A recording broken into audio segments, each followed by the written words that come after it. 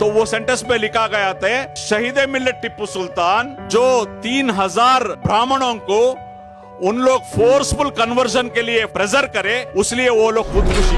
ताजुब हुआ बीएन पांडे साहब को, क्योंकि ये खुद रिसर्चर थे, टिप्पू के बारे में रिसर्च किए थे। ये सब रहने के बावजूद ये लोग नफरत क्यों फैलाते हैं? क्योंकि एक मुस्लिम राजा था, एक विजनरी राजा था, इस देश के लिए बहुत सारे एक विजन डेवलपमेंट किया है। सबसे ज्यादा आज एक इल्जाम लगाते हैं ये लोग, शहीद मिल्लत टिप्पू सुल्तान को शहीद किए एक उरीगौड़ा और एक रंजेगौड़ा बोलकर वक्कलिगा कम्युनिटी को बोलकर अपप्रचार करते हैं। उसके साथ साथ वो वक्कलिगा कम्युनिटी को ये लोग बदनाम भी कर रहे हैं। तमिलनाडु का वॉरियर का तो फोटो रखते हुए यही उरीगौड़ा रंजेगौड़ा शहीद को मारे बोलकर एक झूठा स्टोरी बना। हालांकि सबसे ज्यादा टिप्पू सुल्तान शहीद का हुकूमत में अगर कोई फायदा उठाया है, फायदा दिया है शहीद ने, तो वक्कलिगा कम्युनिटी को है। आज उस टाइम में जो उड़ुवनी की भूमि, जो लोग खेती बाड़ी करते, उन लोग को ही लैंड दिया गया। बहुत सारे लोग, ये ब्राह्मण लोग, ऊंचा जात का लोग कब्जा करके रखे थे। 300 एकड़, 400 एकड़, 500 एकड़, एक एक 2-2 गांव, 3-3 गांव, 5-5 गांव। जो शहीद ने देखा ये इसका ओनर्स बैठे हैं, काम कर रहे हैं, खेती बाड़ी कर रहे हैं दूसरे, तो इसलिए वो लोगों को, जो लोग खेती बाड़ी करते थे, जो लोग उसमें जो काम करते थे, वही लोगों को वो जमीन दिया गया। उसका नतीजा ही आज मैसूर, मंड्या, रामनगर, जो भी मैसूर इलाका है, उसमें सबसे ज्यादा अगर लैंड है तो वक्कलिगा कम्युनिटी के साथ है। और दलित कम्युनिटी को सबसे ज्यादा फायदा उस टाइम में जो लैंड दिए। और उस टाइम में केरला का नंबूदरी और नायर कम्युनिटी का जो राजा होते थे, जो ब्राह्मण समुदाय का, वो लोग का सामने वो कम्युनिटी छोड़ के दूसरा सब कम्युनिटी, शूद्र कम्युनिटी, पिछड़े कम्युनिटी वाले, औरत जो है ब्लाउज पहन नहीं सकते थे, यानी ऊपर का हिस्सा ऐसा ही ओपन रखना था। अगर ब्लाउज पहनना था तो टैक्स देना पड़ता था। ऐसा एक गंदा सिस्टम था। शहीद मिल्लत उन्होंने ट्रिवांकुर जो राजाओं को लेटर लिखते हैं, ये इमीडिएट इसको स्टॉप करना चाहिए, नहीं तो आपका ऊपर वार करूंगा। ऐसा एक रेवोल्यूशनरी एक डिसीजन लेने की वजह से उस टाइम हमारे जितने भी बैकवर्ड कास्ट की औरतें ब्लाउज पहनने का एक हुकूक मिला, एक हक मिला। उसके अलावा आपको मालूम होना चाहिए, उस जमाने में जितने भी एग्रीकल्चर लैंड था, उसका 40% इरिगेशन किए थे। उस जमाने में 40,000 तालाबे, चेक डैम, छोटा छोटा डैम्स, कैनल्स, 40,000 तालाबे उस जमाने में।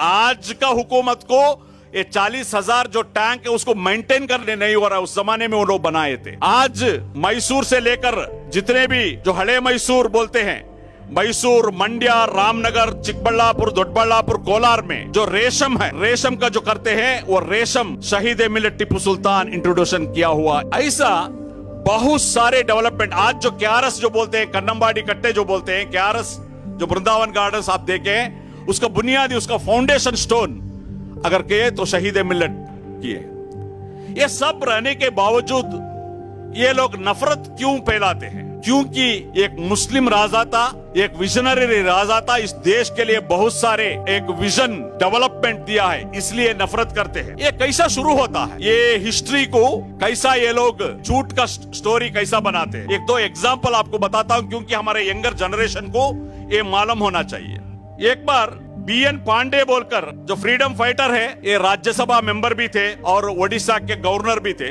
ये रिसर्चर थे सबसे ज्यादा। जब कलकत्ता का एक लाइब्रेरी में ऐसा स्टूडेंट के साथ ऐसा बात करने में, एक स्टूडेंट के साथ हाथ में एक हिस्ट्री का बुक था, तो हिस्ट्री का बुक लिए पांडे साहब ने और ऐसा ही देखते थे, तो उसमें एक सेंटेंस पर उनका नजर पड़ा। उस सेंटेंस में वो देखे तो वो सेंटेंस में लिखा गया था, शहीद मिल्लत टिप्पू सुल्तान जो 3000 ब्राह्मणों को उन लोग फोर्सफुल कन्वर्जन के लिए प्रेजर करे, उसलिए वो लोग खुदकुशी किए।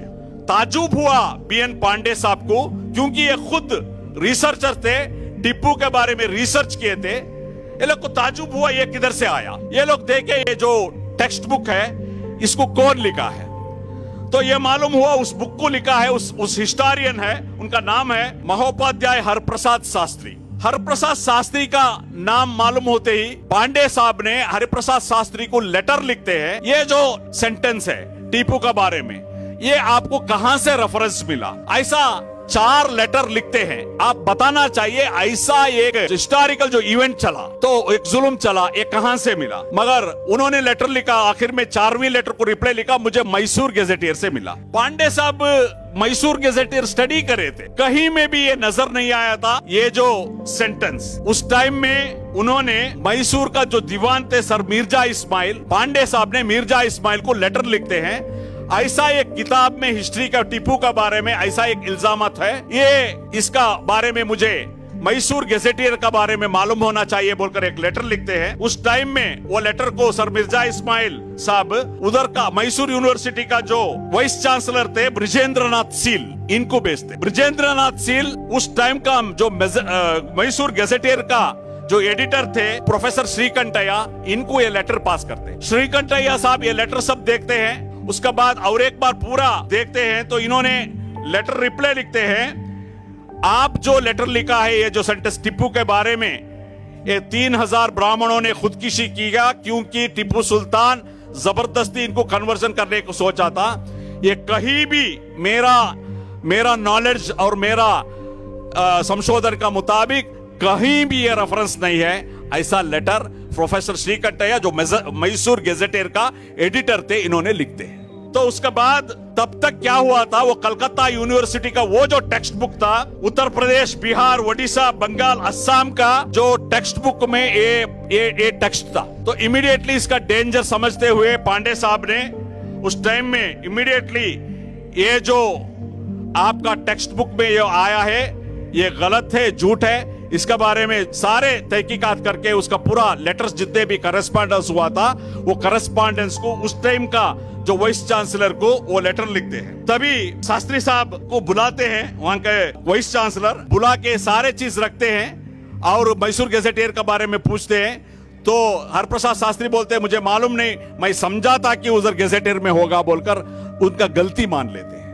उसके बाद इमीडिएटली उस टाइम का वाइस चांसलर वो सारे जो टेक्स्ट बुक का जो चैप्टर्स है इसको कैंसिल करते हैं। मैं इसलिए ये बताया, ऐसा ये लोग शहीद के बारे में एक एक झूठ को टेक्स्ट बुक में अलग अलग जगह में ये फिक्स करते जाते। अभी एक नाटक जो शुरू किया टीपू के बारे में गलत अंदाज से,